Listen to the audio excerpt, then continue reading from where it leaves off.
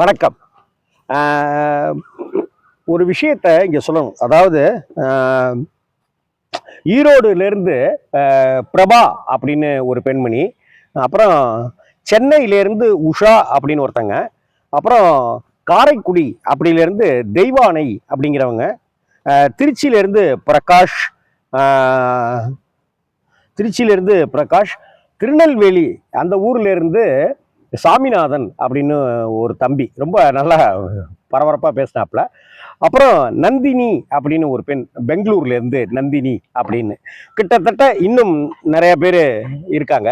இவங்க எல்லாரும் எனக்கு ஒரு 15 நாட்களுக்கு முன்னாடி நான் அந்தகன் படம் ஓடிடியில் வந்திருக்கிற விஷயத்தையும் பிரசாந்தை பற்றியுமா நான் பேசியிருந்த வீடியோவை பார்த்துட்டு அத்தனை பேரும் அந்த பெங்களூரு, திருநெல்வேலி, திருச்சி, திருநெல்வேலி அப்படின்னு சென்னைன்னு எல்லா ஊருக்காரங்களும் ஒன்றா பேசி கூடி பேசியிருப்பாங்களோ அப்படிங்கிற மாதிரி தோணுச்சு எனக்கு. என்னென்னா எல்லாருமே பிரசாந்த் சார் அடுத்த படம் என்ன சார் நடிக்கிறாரு அப்படின்னு கேட்டாங்க. எனக்கு ஆச்சரியமா வியப்பா இருந்தது. விஜய் அடுத்த படம் என்ன நடிக்கிறாரு அப்படின்னு கேட்கலாம். இப்போ கேட்க முடியாது, ஏன்னா அவர் தலைவராயிட்டாரு, கட்சி தலைவராயிட்டாரு. இன்னைக்கு சிவகார்த்திகேயனுடைய அடுத்த படம் என்ன, சூரிய அடுத்த படத்தில் என்ன நடிக்கிறாரு, சசிகுமார் சார் என்ன படத்தில் நடிக்கிறாரு அப்படின்லாம் கேட்கலாம். ஆனால் பிரசாந்த் அப்படிங்கிற அந்த 90s அந்த ஒரு சாக்லேட் பாய்க்கு ஒரு பெரிய ரசிகர் கூட்டம் இருக்குது, இன்னமும் அவரை கொண்டாடுறாங்க அப்படிங்கிறத தான் நான் பார்த்தேன். அதனால தான் அவருக்கு டாப் ஸ்டார் அப்படின்னு ஒரு பட்டம் கொடுத்துருக்குது அப்படின்னு தான் பார்க்குறேன். நான் அவங்கள்ட்ட கேட்டேன், ஏங்க பிரசாந்துக்கு அப்புறம் ஏகப்பட்ட பேர் வந்துட்டாங்க, ஏகப்பட்ட பேர் என்னென்னமோலாம் நிறைய படங்கள்லாம் கொடுத்து என்னென்னமோலாம் சாதனை பண்ணிட்டாங்கன்னு சொல்கிறாங்களேங்க, இன்னமும் உங்களுக்கு பிரசாந்தை பிடிக்குமா அப்படின்னு கேட்டேன். சார், எங்கள் பிரசாந்தை போல ஒரு பேரழகன் கிடையாது சார் அப்படின்னாங்க. என்ன படம்னா ஒவ்வொரு படத்தையும் 20 தடவை, 15 தடவை, 30 தடவை பார்த்துருக்கேன் அப்படின்றாங்க. பாலுமகேந்திரா சார் டைரக்ஷனில் பிரசாந்த் நடித்த அந்த படத்தை நான் எத்தனை தடவை பார்த்தேனே அப்படின்னு கணக்கே கிடையாது அப்படின்னு நந்தினி அப்படிங்கிற ஒரு பெண்மணி சொன்னாங்க. அப்படியாங்க, நாங்கள் ஐயோ பிரசாந்த் பிரமாதமாக நடிச்சிருப்பாருங்க அப்படின்னு சொன்னாங்க. அதுக்கு ஒரு சாக்லேட் பாய் என்ன எப்படி இருப்பாரோ அப்படி ஒரு அழகுங்க அப்படின்னு சொல்லிட்டு சொன்னாங்க. இன்னொருத்தர் சொல்லும்போது, சார் பிரசாந்துக்கு ப்ளஸ் பாயிண்ட்டே அந்த சிரிச்ச முகம்தான் சார். ஆனால் அந்த பிரசாந்த் அப்பு திரைப்படத்துலையும் திருடா திருடி திரைப்படத்துலையும் கொஞ்சம் உருன்னு இருக்கிற ஒரு கேரக்டராக இருக்கும் சார். படம் முழுக்க ஒரு சோகத்தோடையும் ஒரு கோபத்தோடையும் இருக்கிற வசந்த் சார் இயக்கிய அந்த அப்பு திரைப்படமாக இருக்கட்டும், மணிரத்னம் சார் இயக்கிய அந்த திருடா திருடா அந்த படமாக இருக்கட்டும், அதில் அப்படி ஒரு வெரைட்டியை காமிச்சிருப்பார் சார் அப்படின்னு சொல்லிட்டு சொன்னாங்க. சார் பிரசாந்துக்கு இந்த கேரக்டர் தான் இல்லை சார், எந்த கேரக்டராக இருந்தாலும் வரும் அப்படின்னு சொன்னாங்க. ஆமாம்மா, நிச்சயமாக வரும். அவரால் வைகாசி பிறந்தாட்சி மாதிரியான படத்துல தான் அறிமுகமானார். அதே சமயத்தில் செம்பருத்தி மாதிரி ஒரு படத்தில் துள்ள துடிக்கிற ஒரு லவ் பாயாவும் அவர் பிரமாதம் பண்ணியிருப்பாரு அப்படின்னு நான் சொன்னேன். சார், ஷாக்ல மனுஷன் பட்டையை கிளப்பியிருப்பார் சார். அட்டகாசமான படம் சார். பிரசாந்த் மீனா ஜோடி அவ்வளவு கிளாமரா அவ்வளவு அழகா இருக்கும் சார். மீனா கிளாமரா இருக்காங்களோ இல்லையோ, பிரசாந்த் அவ்வளவு கிளாமரா இருப்பாரு அப்படின்னு சொன்னாங்க.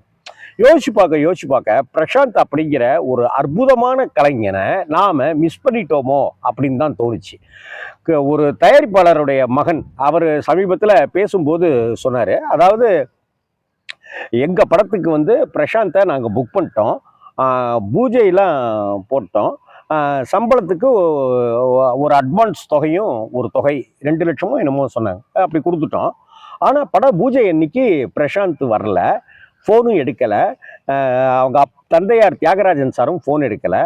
ஆனால் பாருங்க, அவங்க நேரடியாகவே வீட்டுக்கு ஆஃபீஸ்க்கு வந்துட்டாங்க. அப்படி வந்தவங்க சொன்னாங்க, இது மாதிரி ஷங்கர் ஜீன்ஸுங்கிற ஒரு படம் எடுக்கிறாப்புல, பையனை வச்சு தான் எடுக்கிறாப்புல, பிரசாந்தை வச்சு தான் எடுக்கிறாப்புல, இதுக்கு ஃபுல் கால் ஷீட்டு ஒரு கான்ட்ராக்ட் ஒன்று போட்டு 2 வருஷம் வேறு எந்த படத்துலையும் நடிக்கக்கூடாதுன்னு சொல்லிட்டாங்க, ஷங்கர் சொல்லியிருக்கிறாரு. வெளிநாடுகளில் தான் நிறைய காட்சிகள் படமாக்குறாங்களாம், அதனால் இந்த படத்தில் எங்களால் நடிக்க முடியாது அப்படின்னு சொல்லிட்டு நேரடியாக வருத்தத்தை தெரிவிச்சிருக்காங்க பிரசாந்தும் தியாகராஜன் சாரும் அப்படின்னு சொல்லிட்டு ஒரு தயாரிப்பாளர் தயாரிப்பாளருடைய மகன் அப்படி சொன்னார். சமீபத்தில் ஒரு பேட்டியில் பார்த்தேன்.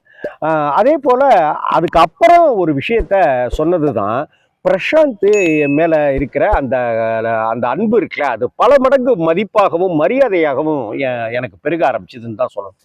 என்னன்னா அதெல்லாம் முடிச்சுட்டு பரவாயில்லைங்க, அதனால என்ன, சங்கர் படங்கிறது பெரிய படமாச்சுங்க, இன்னைக்கு பெரிய டைரக்டருங்க சங்கர், இந்தியாவே திரும்பி பார்க்குற ஒரு டைரக்டர் அவரு.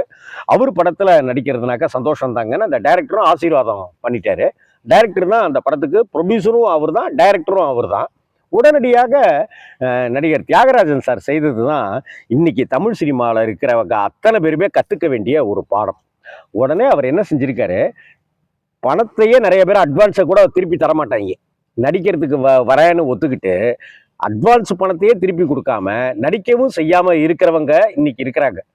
ஆனால் தியாகராஜன் சார் எவ்வளவு ஜென்டிலா நடந்துகிட்டாருங்கிறதுக்கு இது ஒரு உதாரணம். என்ன அப்படின்னா, அந்த தயாரிப்பாளர் பிளஸ் டைரக்டர் அவருடைய மகன் சொல்றாரு, தியாகராஜன் சார் வந்து எங்களுக்கு பையனுக்கு கொடுத்தீங்களா அட்வான்ஸு 2,00,000 ரூபாயா, அந்த பணமும் இந்த பூஜைக்குன்னு போட்டீங்க இல்லையா, செலவாயிருக்கு இல்லையா, அதுக்கு உண்டான தொகையாக 2,00,000மும் நான் உங்களுக்கு தந்துடுறேன் அப்படின்னு சொல்லிட்டு பணத்தை அப்படியே டேபிளில் வச்சிருக்கேன். இப்படி ஒரு விஷயம் தமிழ் சினிமாவில் நடக்குமா? அப்படி ஏதாவது கேள்விப்பட்டிருக்கீங்களா?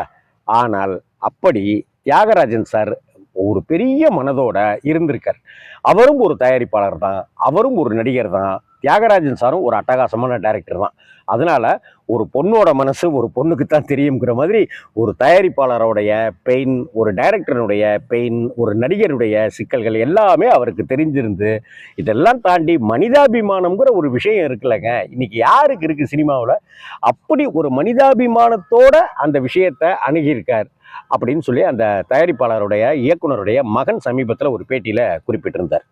இன்னைக்கு பார்த்தா பிரசாந்துக்கு எனக்கு அவ்வளவு ஃபோன் வருது, அவ்வளவு பேர் பாராட்டுறாங்க, அவ்வளவு பேர் பிரசாந்தோட அடுத்த படம் எப்போங்க வரும், எப்போங்க வருது, என்னங்க வருது அப்படின்னு சொல்லிட்டு கேட்குறாங்கன்னும் போது, பிரசாந்துங்கிற ஒரு அற்புதமான நடிகருக்கு படங்கள் வேணா இப்போ குறைஞ்சிருக்கலாம், ஆனால் பிரசாந்துங்கிற ஒரு நடிகரை இன்னமும் கொண்டாடிட்டே இருக்கிறாங்க அப்படிங்கிறது தான் ஒரு உறுதியான விஷயமா இதில் எனக்கு தெரிஞ்சுது. இன்னும் சொல்லப்போனால் ஒரு அப்பு மாதிரி ஒரு கதாபாத்திரமாக இருக்கட்டும், அல்லது ஒரு கண்ணெதிரே தோன்றினாள் மாதிரியான ஒரு கேரக்டராக இருக்கட்டும், ஜீன்ஸ் மாதிரி ஒரு படமாக இருக்கட்டும், எந்த விதமான ஆணழகன் மாதிரி ஒரு படத்தை காமெடி ஜேனரில் அந்த படத்தை கொண்டு போயிருப்பாங்க. இது மாதிரி எந்த ஒரு கதாபாத்திரமாக இருந்தாலும் அதில் அழகாக பொருந்தி தனக்குன்னு ஒரு ஸ்டைலை வச்சுக்கிட்டு நடிக்கிற பிரசாந்த் அவர்களுக்கு வரக்கூடிய 2025ஆம் ஆண்டில் ஒரு அட்டகாசமான படம் ஒன்று அவர் புக்காயிருக்காரு. அந்த படத்தினுடைய வேலைகள் 2025 ஆரம்பமாகுதுங்கிறத அந்த நண்பர்களுக்கு இந்த வீடியோவின் மூலமாக நான் தெரிவிச்சுக்கிறேன். இன்னும் பிரசாந்த் டாப் ஸ்டார் பிரசாந்தோடைய ரசிகர்கள் அப்படின்னு நீங்கள் சொல்கிறீங்க அப்படின்னா கமெண்ட் பாக்ஸில் வாழ்த்துக்கள் போடுங்க. இந்த 2025 பிரசாந்த் ஒரு ஹிட் படம் கொடுக்க போகிறது உறுதி, எழுதி வச்சுக்கோங்க.